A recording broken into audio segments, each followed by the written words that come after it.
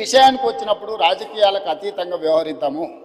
ఈరోజు అహ్మదాబాదులో Sabarmati river front చేసిరు, అద్భుతం అంటారు. 60,000 ఫ్యామిలీలను రీలొకేట్ చేసింది అధ్యక్ష. 10,000 ఫ్యామిలీలకు ఈరోజు కూడా నష్టపరిహారం ఇవ్వలేదని సుప్రీంకోర్టు వరకు కేసు కొట్లాడుతారు. నిన్నగాక మొన్న ఢిల్లీలో యమునా నది ప్రక్షాళన పేరు మీద యమునా నదిని విస్తరించుకుంటాం, అద్భుతంగా చేసుకుంటాం అని ఢిల్లీ ప్రభుత్వం అంటుంది అధ్యక్ష. ఉత్తరప్రదేశ్లో గంగా నది ప్రక్షాళన చేసినాం, వారణాసిని ప్రక్షాళన చేసినామని కొన్ని రాజకీయ పార్టీలు ప్రజాప్రతినిధులు అంటున్నారు. మేము ఎప్పుడు వాటిని వ్యతిరేకించలే. గుజరాత్లో సబర్మతి రివర్ ఫ్రంట్కి mayor from Congress, chief minister from BJP Narendra Modi, Congress mayor, Gujarat ముఖ్యమంత్రి నరేంద్ర మోడీ గారు ఇద్దరు కూర్చొని సబర్మతి రివర్ ఫ్రంట్ను పనులు చేయడానికి పునాది రాయేసి కలిసి పనిచేసింది అధ్యక్ష. సిద్ధాంతపరంగా కాంగ్రెస్కు బీజేపీకి పొంతన లేదు. కానీ అహ్మదాబాద్ మేయర్ కాంగ్రెస్ ఉండి ముఖ్యమంత్రి నరేంద్ర మోడీ గారు ఉన్నప్పుడు వాళ్ళిద్దరు కలిసి ఆ పని మొదలుపెట్టి ఈరోజు బాగుంది. నిన్నగాక మొన్న మా శ్రీహరి గారు మంత్రి గారు వెళ్ళి చూసి వచ్చిండ్రు. చామల కిరణ్ రెడ్డి ఎంపీ గారు నల్గొండ నుంచి బీర్ల ఐలయ్య గారు వీళ్ళందరూ పోయి చూసి వచ్చారు. అంతకంటే ముందు సిటీలో ఉండే మేయర్తో పాటు కార్పొరేటర్స్ని అందరినీ నేను అక్కడికి పంపించిన, కొంతమంది మిత్రులను విదేశాలకు పంపించిన ఎమ్మెల్యేలను, మీకు సౌత్ కొరియా పోయి చూసిరా పోండి అండి. సో ఈరోజు నేను అనేది ఏంది అధ్యక్ష అంటే, హైదరాబాద్లో మూసీ నది ప్రక్షాళన చేస్తామంటే ఎందుకు ఇది రాజకీయ రంగు పులుముకుంటుంది? ఎంఆర్డీసీఎల్ నేను మొదలు పెట్టలే అధ్యక్ష.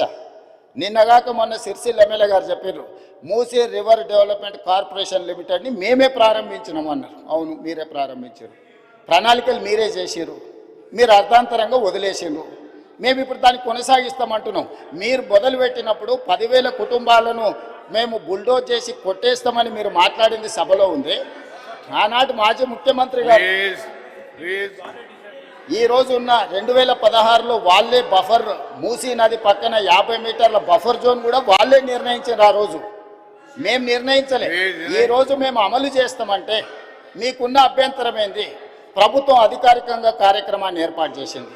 అయ్యా, దీన్ని ముందు కొనసాగించడానికి ఏం చేయాలో మీరు సలహాలు సూచనలు ఇవ్వండి, ప్రభుత్వం ఆమోదిస్తుందని. సలహాలు సూచనలు ఇవ్వడానికి రాలేదు. ఆన్లైన్లో పెట్టినాము. ఆన్లైన్లో పెట్టినప్పుడు దాన్ని చూసి ఏం సలహాలు ఇస్తారో ఇవ్వండి.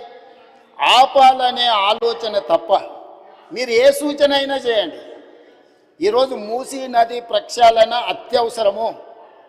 నల్గొండ జిల్లా ప్రజల్ని ఒకసారి గుర్తు చేసుకుంటే ఎవ్వరు కూడా దీన్ని ఆపే ప్రయత్నం చేయరు. ఈరోజు రంగారెడ్డి జిల్లా హైదరాబాదులో ఉండే కాలుష్యము, పరిశ్రమలు, శవాల కలేబరాలు, మనుషుల శవాలతో సహా కొట్టుకుపోయి నల్గొండకు ప్రాణాంతకంగా తయారైంది అధ్యక్ష. నేను నవంబర్ 8, 2025 నాడు 2024 నాడు అక్కడికి వెళ్ళి 2024 నవంబర్ 8 రోజు నేను పోయి పాదయాత్ర చేస్తే ఆ ప్రాంతంలో మహిళలు వచ్చి చాలా ఆవేదన భరితమైన అంశాలు నా దృష్టికి తీసుకొచ్చారు. కొత్తగా పెళ్ళి అయితే పిల్లలు ఎవరు ఆ ప్రాంతంలో ఉండడం లేదు, అక్కడ పండించిన పంటలు తిన్నా, అక్కడ బోర్లలో నీళ్లు తాగినా పుట్టబోయే పిల్లల మీద విపరీతమైన ప్రభావం చూపిస్తుందని చెప్పి మహిళలు వచ్చి చెప్పినప్పుడు నేను ఆలోచన చేసిన అధ్యక్ష, వీళ్ళకు విముక్తి కలిగించాలి కదా, మనకు అవకాశం వచ్చినప్పుడు ఒక మంచి పని చేయాలి కదా, ఆ మంచి పని చేయడానికి మనం ప్రయత్నం చేయాలి కదా అని ప్రణాళికలు రచించినాం అధ్యక్ష. ఆ ప్రణాళికలలో మీరు అందరు చదువుకున్నోళ్ళే కదా, ఆడ డాక్టర్లు ఉన్నారు, మేధావులు ఉన్నారు, చాలా సంవత్సరాలు ప్రజల కోసం పనిచేసిన అని చెప్పుకునే వాళ్ళు ఉన్నారు. మీరు చదవండి, డాక్యుమెంట్లో మీరు సజెషన్ ఇవ్వండి. ఆపాలనేది కాకుండా ముందుకు వెళ్ళడానికి అవసరమైన మీ సలహాలు ఇవ్వండి. మీరు సలహాలు ఇస్తే మాకు అభ్యంతరం లేదు, ఆ సలహాలను మా ప్రభుత్వం స్వీకరిస్తుంది. అంతే తప్ప మేము చెయ్యలేము, మేము ఆపేస్తామనే విధానము ఎవరికి మంచిది కాదు. దయచేసి చైర్మన్ సార్, మీ ద్వారా ప్రధాన ప్రతిపక్షానికి నా సూచన ఒక్కటే, మీరు ఏం సలహాలు ఇస్తారో ఇవ్వండి, నిరభ్యంతరంగా మేము వాటిని స్వీకరిస్తాం. ప్రజలకు ఉపయోగపడేది ఉంటే 100% వాటిని అమలు చేస్తాం. మీరు ప్రాజెక్టును ఆపాలన్న ఆలోచన నుంచి బయటకు వచ్చి రాజకీయ ప్రయోజనము, రాజకీయ కక్షని పక్కన పెట్టేసి మీరు ముందుకు వచ్చి ఏమైనా సూచన చేయండి. ఈ ప్రభుత్వం ఓపెన్ మైండ్తో ఉంది.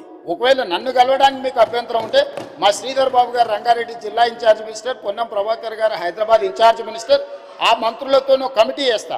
డిప్యూటీ సీఎం గారు, శ్రీధర్ బాబు గారు, పొన్నం ప్రభాకర్ గారితో ఒక క్యాబినెట్ సబ్ కమిటీ చేస్తా. మీకు ఏమైనా సూచనలు ఉంటే క్యాబినెట్ సబ్ కమిటీకి సబ్మిట్ చేయండి. డెఫినెట్గా we will examine, we will take a final decision. ఈ కన్సెన్సస్ బిల్డ్ చేసి చేయాలనుకుంటున్నాం అధ్యక్ష. ఉన్న పలంగా మేమేదో కూలగొట్టేస్తాం, మేమేదో కట్టేస్తామని ఇట్లాంటి ప్రచారాలు మానండి. నిన్నగాక మన ఒక అపార్ట్మెంట్కి సంబంధించిన బాధితులు ఆపండి ఆపండి అంటారు. మేము అడగనే లేదు, మీకు ఈ ప్రాబ్లం ఉందని చెప్తున్నాం. మీకు సమస్య ఉంది, ఈ సమస్యను ఎట్లా కావాలనో చేయండి అని అంటే మీరు దాన్ని ప్రచారం కోసం వాడుకోకండి. ఈరోజు ఆడ గాంధీ సరోవర్ కట్టడానికి 98 ఎకరాలు డిఫెన్స్ ల్యాండ్ కేంద్ర ప్రభుత్వం ఇస్తుంది అధ్యక్ష.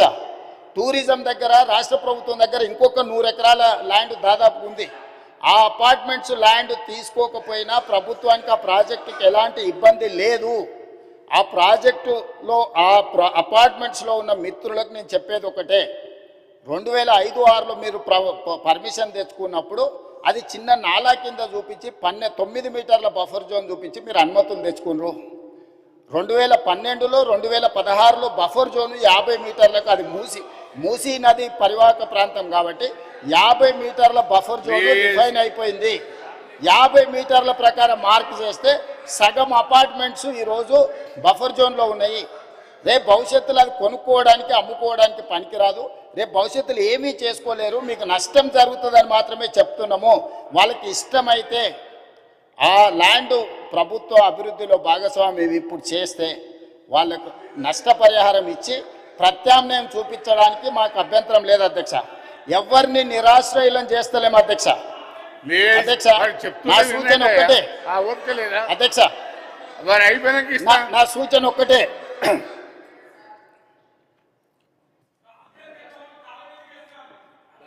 అదే చైర్మన్ సార్, మూసీ పరివాహక ప్రాంతంలో ఉన్న ఎవరైతే నివసిస్తున్నారో తమరి ద్వారా రాష్ట్ర ప్రభుత్వం ఇస్తున్న మాట, ఎవరిని నిరాశ్రయులను చెయ్యము, పునరావాసం కల్పిస్తాము. నిరాశ్రయులను చేసి వీధిలో పడేయడం వేరు, అభివృద్ధిలో భాగంగా నష్టపోతున్న వాళ్ళకు పునరావాసం కల్పించడం వేరు. రాష్ట్ర ప్రభుత్వం ప్రతి ఒక్కరికి పునరావాసం కల్పిస్తుంది, మెరుగైన జీవన విధానానికి అవసరమైన ప్రమాణాలను పెంచుతుంది, విద్య వైద్యాన్ని అందిస్తుంది, మహిళా సంఘాలకు వ్యాపారం చేసుకోవడానికి అవసరమైన ఆర్థిక సహాయాన్ని అందిస్తుంది. ఎవరిని కూడా నిరాశ్రయులను చెయ్యము. తమరి ద్వారా ఆ నిర్వాసితులని వీళ్ళు ఏదైతే వాళ్ళని ఉసిగొల్పుతున్నారో వాళ్ళకి నేను మాటిస్తున్నా అధ్యక్ష, ఏ ఒక్కరికి కూడా నష్టం చెయ్యము. మీకు మెరుగైన వసతులను ఏర్పాటు చేసి మిమ్మల్ని తరలిస్తాము. కాబట్టి ప్రాజెక్టు నిర్మించుకుంటూనే దానివల్ల ఎవరికైనా ఇబ్బంది కలిగితే వాళ్ళకి ప్రత్యామ్నాయ ఏర్పాట్లు చేద్దాం అధ్యక్ష. మీరు స్పష్టంగా సభ్యులందరూ కూడా మీరు చెప్పండి అధ్యక్ష. నేను మీ ద్వారా మూసీ పరివాహక ప్రాంతంలో నివసిస్తున్న పేదలకు నేను అష్యూర్ చేస్తున్నా, నేను అసెర్టైన్ చేస్తున్నా, ఎవరు రాజకీయ ప్రయోజనాల కోసం మిమ్మల్ని ఉసిగొల్పాలన్నా మీ భావోద్వేగాలను స్వార్థ ప్రయోజనాలకు వాడుకోవాలనుకుంటే వాళ్ళ ఉచ్చులో పడకండి. నేను అధికారులను మీ దగ్గరికే పంపించినా, మళ్ళీ పంపిస్తా, ప్రజాప్రతినిధులను పంపిస్తా. ఎంఐఎం పార్టీతో నేను చర్చించి ఎమ్మెల్యేలతో మాట్లాడినా, దాదాపుగా 7 మంది ఎమ్మెల్యేలు ఆ పరివాహక ప్రాంతంలోనే ఉన్నారు. ఆ పార్టీ అధ్యక్షునితో మాట్లాడినా, ఆ ఎమ్మెల్యేలతో మాట్లాడినా, బఫర్ మార్కి మూసీ పరివాహక ప్రాంతాన్ని నిర్ణయించి బఫర్ జోన్ను నిర్ణయించి ఎవరెవరు బాధితులు వాళ్ళందరినీ కూడా ఏ రకంగా వాళ్ళకు సహాయం అందించాలో ఆ సహాయాన్ని అందించే బాధ్యత ఈరోజు ప్రభుత్వం తీసుకుంటుంది. కాబట్టి దయచేసి అపోహలు సృష్టించకండి, అనవసరమైన రాద్ధాంతం చెయ్యకండి. హైదరాబాదు నగరాన్ని అభివృద్ధి చేసుకుందాం. సభ్యులు ఒక మంచి ప్రశ్న అడిగినారు, అందుకే సుదీర్ఘంగా తమరి ద్వారా నగర ప్రజలకు రాష్ట్ర ప్రజలకు వివరించే అవకాశం కల్పించినందుకు తమరికి ధన్యవాదాలు తెలియజేస్తున్నా అధ్యక్ష. శ్రీధర్ బాబు గారు క్వశ్చన్ క్లోజ్ చేయండి అధ్యక్ష.